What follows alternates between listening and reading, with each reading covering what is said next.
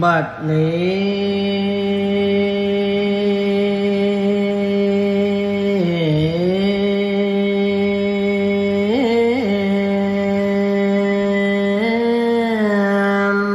นะ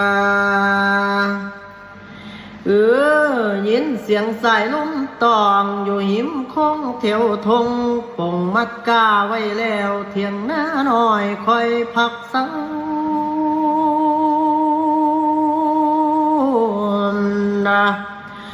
หยับขึ้นมากินข้าวเสามีเฮียงเบิ่งจักน้อย